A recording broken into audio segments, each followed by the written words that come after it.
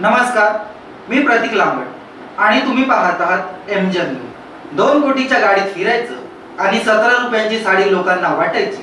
आमदार बच्चू कडूंचा नवनीत राणांवर पुन्हा हल्लाबोल। बघूया एमजेम न्यूजचा हा एक स्पेशल रिपोर्ट। आमदार बच्चू कडू यांनी नवनीत राणांवर पुन्हा एकदा जोरदार हल्लाबोल केला आहे। 17 रुपयांची साडी देऊन मेळघाटाची बेइज्जती केली अशी टीका बच्चू कडूंनी केली। 17 रुपयांची साडी मत परिवर्तन करू शकत नाही असंही त्यांनी म्हटलंय।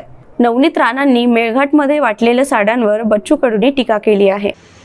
2 कोटीच्या गाडीत फिरायचं आणि 17.5 रुपयाची साडीमध्ये लोकांना गुलामीकडे नेण्याची व्यवस्था मित्र तोडून टाकावं लागेल, तोडावं लागेल।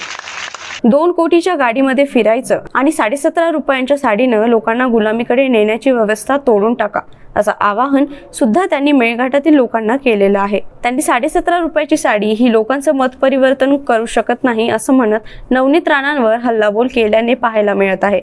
काही दिवसांपूर्वी नवनीत राणा यांनी साड्यांचा वाटप आदिवासी महिलांना केलं होतं आणि या साड्या निकृष्ट दर्जाच्या आहे आणि खूप पातळ आहे अशी टीका इथल्या महिलांनी केली होती। त्यानंतर आता त्यावरूनच बच्चू कडूंनी खरपूस समाचार घेतला आहे।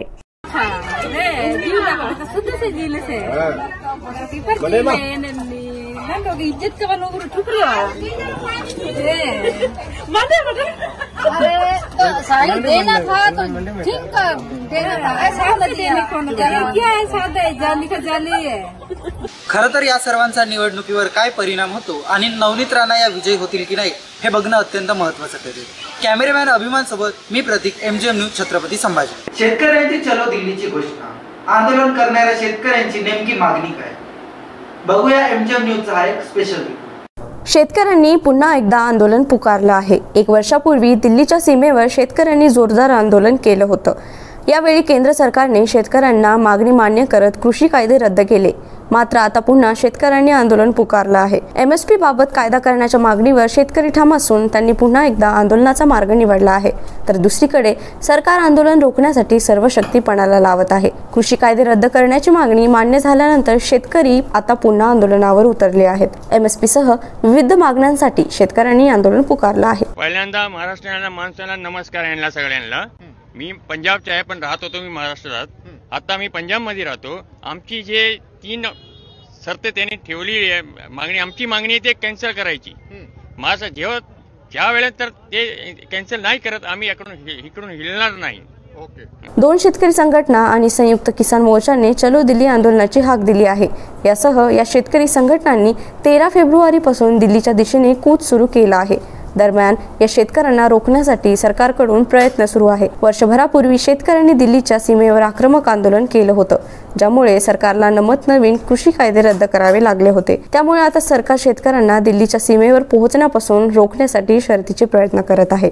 यासोबतच शेतकऱ्यांनी 16 फेब्रुवारीला ग्रामीण भारत बंदची हाकही दिली आहे। किसान आने वाले थे, किसान के बारे में तो यहाँ की सरकार जानती है, हम लोग तो नहीं जानते। हम तो भाई मजदूर है, मजदूरी करने वाले हैं। अब कौन किसान आ रहा है कौन नहीं आ रहा है, सारे आदमी तो किसान है भाई जी। लेकिन बैरिकेड लगा रहे, किस लिए लगाए मेरे को कुछ पता नहीं है इसके बारे में। लेट भी हो रहा है, लेट बहुत हो रहा है। 10 मिनट लेट हो गया, कंपनी गेट भी बंद कर सकती है। परेशान है किसान, हम लोग इंसान परेशान है, भी परेशान है, सारे लोग परेशान है जी। हे शेतकरी आंदोलन कोणते रूप घेते आणि यासमोर केंद्र सरकार झुकते की नाही हे बघणं अत्यंत महत्त्वाचं ठरेल। कॅमेरामॅन अभिमान सोबत मी प्रतीक, एमजेएम न्यूज, छत्रपती। नवनीत राणांचे इम्तियाज जलील यांना खुले आव्हान, बघूया एमजेएम न्यूजचा हा एक स्पेशल रिपोर्ट। खासदार नवनीत राणा यांनी संसदेत इस देश में रहना है तो जय श्रीराम बोलना पडेगा अशा आशयाचे विधान केलं होतं।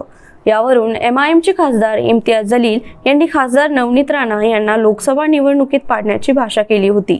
यावरून खासदार नवनीत राणा यांनी अमरावती येथे हळदी कुंकू कार्यक्रमात इम्तियाज यांच्यावर टीका केली आहे। यांच्यासारखे किती आले आणि किती गेले असे म्हणत त्यांनी ते OBCचे चमचे आहेत अशी सुद्धा टीका केली आहे। देश में रहना है तो जय श्री राम कहना है।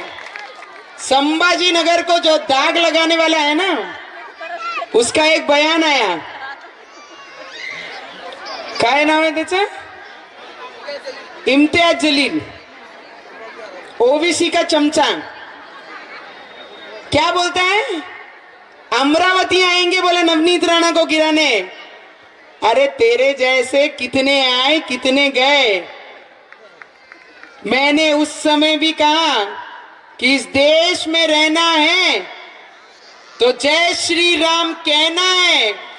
अरे तेरे में अगर दम है तो अमरावती आके लड़। नवनीत राणा यांच्या बाबतीत मला एक म्हण आठवते, इंसान कितना भी अच्छा क्यों ना हो, कुत्ते से अच्छा भोंक नहीं सकता। मी हे नवनीत राणा यांना बोलत नाही, पण ज्या प्रकारे या महिला भाषण करत असेल, मला सांगण्यात आलं आहे की त्या SC कॅटेगरीतून निवडून आल्या आहे। त्यांनी बाबासाहेब आंबेडकरांचे संविधान वाचले की नाही हे मला माहीत नाही, पण लोकसभेत त्या फक्त भाजपाकडून तिकीट हवा आहे म्हणून काही गोष्टी करतात, असं जलील यांनी नवनीत राणांना प्रत्युत्तर दिलं। कि इस मुल्क के अंदर लाशें बिक जाए चलेगा, लेकिन हमारी सत्ता आनी चाहिए। लेकिन मैं यहाँ के हिंदू और मुसलमानों की तरफ से ये कहता हूँ कि मोदी जी, जो ऊपर जाता है उसे नीचे आना होता है, और 2024 के अंदर इंशाल्लाह तुम भी नीचे आओ, क्योंकि इस मुल्क की खूबसूरती को अगर कोई बर्बाद करने की कोशिश करेगा, आज से महज 5 दिनों के बाद हम 2 अलग अलग त्योहार एक ही दिन मनाने वाले हैं। एक हमारे हिंदू भाइयों का आषाढ़ी एकादशी का त्योहार, जो किसानों के लिए, जो गांव के गरीबों के लिए बहुत बड़ा त्योहार होता है। उसी दिन बकरी ईद भी आने वाली है, उसी दिन हमारी एक और ईद आने वाली है।